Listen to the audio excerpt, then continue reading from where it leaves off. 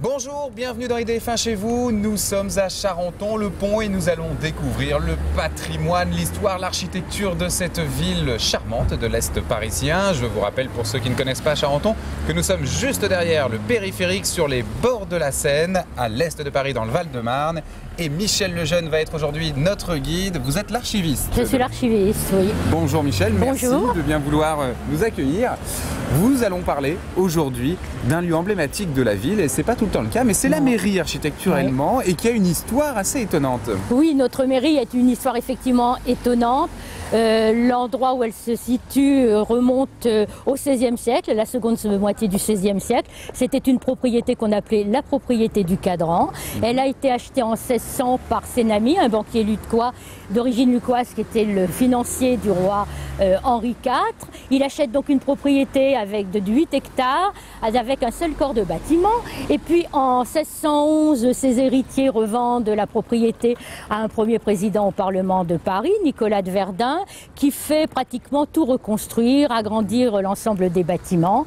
Et puis en 1838, eh bien, c'est la ville de Charenton qui acquiert les bâtiments. Alors retournons quand même à la période originelle. D'abord, voilà. Dans le bâtiment qu'on voit derrière nous, qu'est-ce qui correspond à cette époque, au début du XVIIe siècle?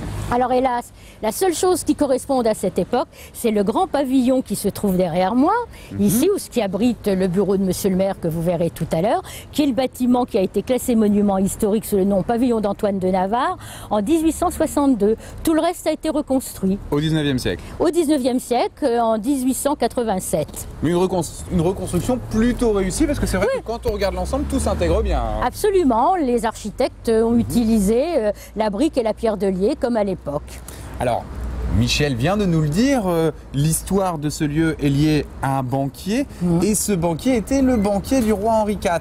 Et c'est ce qui fait que Henri IV a frayé dans le coin. Absolument, Henri IV est souvent venu à Charenton, d'abord parce que son banquier y était, parce que sa maîtresse... Il a besoin de retirer un petit peu de sous et tout, il n'y avait pas de distributeur, Henriette d'Entragues avait sa mère qui résidait à Charenton, et donc elle donnait rendez-vous à Henri IV, probablement chez le banquier Sénamy, et puis aussi parce que le château de Conflans appartenait à Villeroy, le ministre du roi.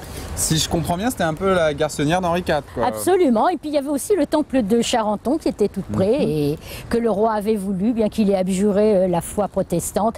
Il a été quand même au fond de son cœur encore protestant, et il avait autorisé donc les calvinistes de Paris à venir implanter leur lieu de culte. Parce qu'on va rappeler qu'à l'époque de l'édit de Nantes, on avait autorisé la religion protestante sauf à Paris et à 4 lieux de Paris. Il fallait que le temple soit, le lieu de culte soit à plus de 4 lieux de Paris. Et là, on ne les avait pas. Et là, on ne les avait pas, mais quand on est roi, on fait ce qu'on veut. Absolument. Donc, il a dit, eh bien, on va dire que Charenton est à 4 lieux de Paris. Exactement, on comptera désormais 4 lieux de Paris, entre Charenton et Paris.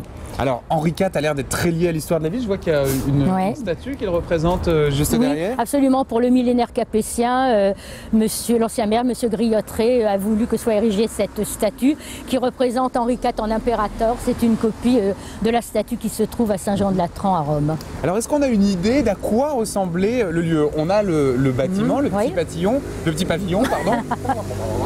Le petit pavillon. Autour, c'était quoi? Jardin?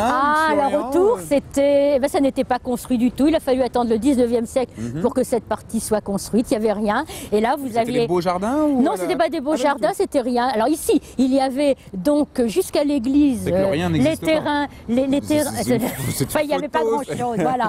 Il y avait des terrains nus, dirons-nous, sauf jusqu'à l'église où il y avait les jardins et le parc qui entouraient donc notre propriété, qui est devenue la mairie. Et puis là, vous aviez un immense domaine qui était le séjour du roi. Et ça, quelqu'un va vous en parler tout à l'heure du séjour du roi. C'est vrai.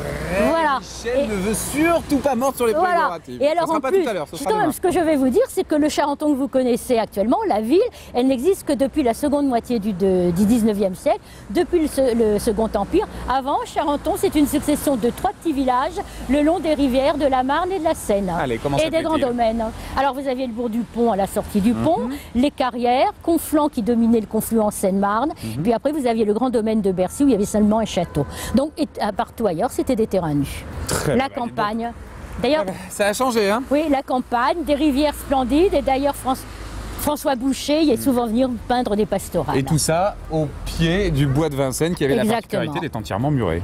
Non, il était muré pour le domaine royal. Ah mais oui, la le bois de partie... Vincennes, oui. mais quand on parle du bois de Vincennes, c'est le domaine royal, c'est ce qui est au nord de Saint-Maurice. La partie, la plaine d'Auménil, c'était chez nous.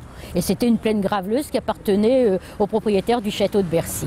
Très bien. Eh bien, on va se retrouver dans quelques instants à l'intérieur de cette mairie pour aller découvrir les merveilles de décoration d'intérieur du XVIIe siècle. Vous allez voir, c'est très très beau. À tout de suite.